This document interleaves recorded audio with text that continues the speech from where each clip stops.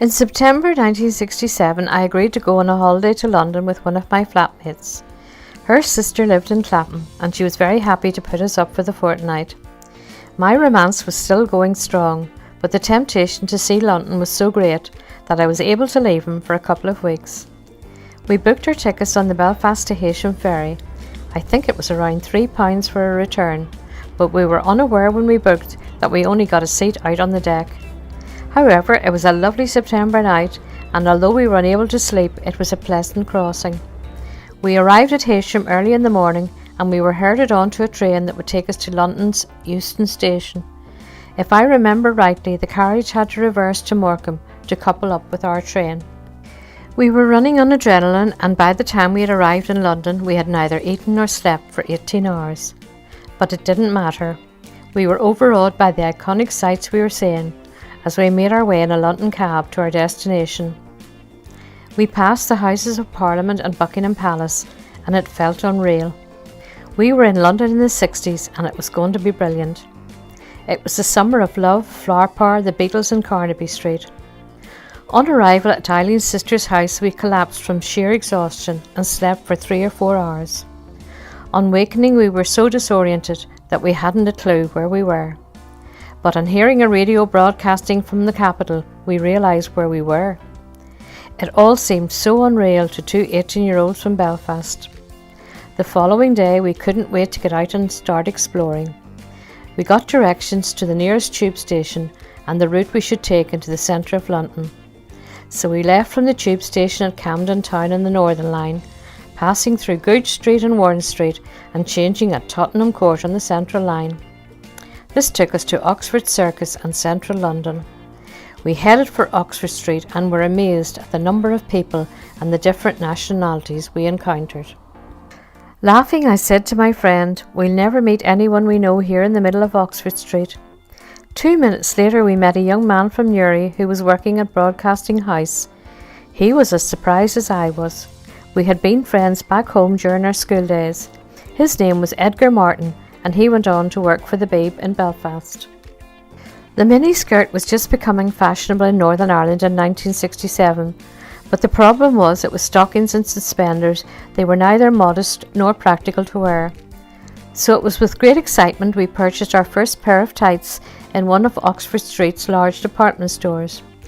Oh, the joy of dispensing with the roll-on and stockings, and the great feeling of comfort with tights. I brought my mum a pair, even though they were quite expensive. No more worrying about going upstairs with someone trying to look up your skirt. No more looking for a button or a threepenny bit. Ladies of a certain age will understand. And our bottoms were a lot warmer. Not so sure it went down well with the male population.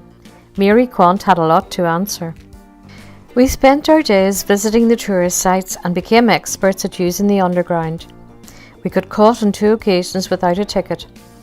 Funds were running low, but we pleaded ignorance and got away with it. I loved the underground, the smell and the rush of air as a train was coming, the convenience of getting around. Not so sure I'd feel the same today. Carnaby Street in the 60s was one of my favourite places. The smell of incense, the strange fashions, the music playing, it all added up to create a wonderful sense of the change that was happening in the 60s. As I said, it was the era of flower power, hippies and free love.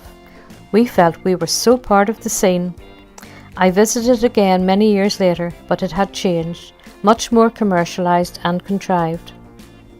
I had my first real curry in London. Unfortunately, my only experience of a curry was a Vesta curry, so I was unprepared for the heat. I had set out to meet my best friend Maura, who was living in London at the time.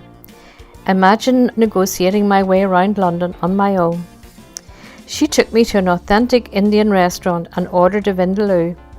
I really thought I was going to die. I didn't realise that drinking water actually made it worse, and with streaming eyes and lobster red faces, we both gave up and headed for a Wimpy. A visit to London had to include a visit to a club. The Whisky A Go-Go in Wardour Street, I believe it is now an Irish pub, was decided on. I'm not sure we got in there, and I think we ended up in the Marquee Club. From what I remember, it was bright and garish, with a lot of red plastic chairs. I'm surprised at 18 we were allowed in. We sat down and I think we had a non-alcoholic drink. A young man of African descent sat down beside me and started chatting. He told me he was an African prince.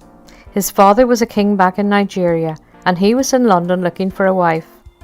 Although I don't think I was the one he was looking for, the title of Princess Anne was quite appealing. A visit to Epsom, where I lost a shilling on a horse, was another highlight. It was the first and last time I have ever been to a racecourse, but it was exciting, even though a shilling was a lot to lose in 1967.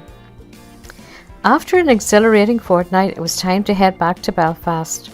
The gods and the weather, however, were not on our side on the way home.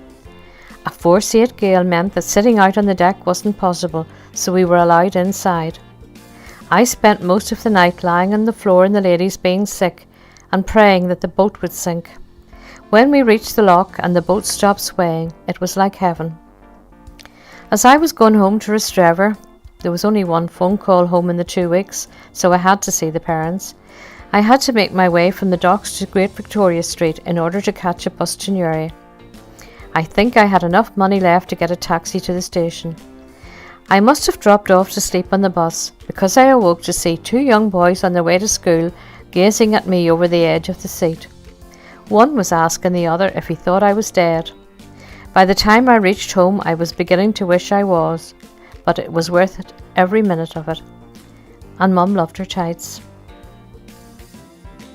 If you enjoyed this video, please remember to like it, post a comment and share with your friends. You can also subscribe for free to my YouTube channel to be informed of future episodes. Thank you.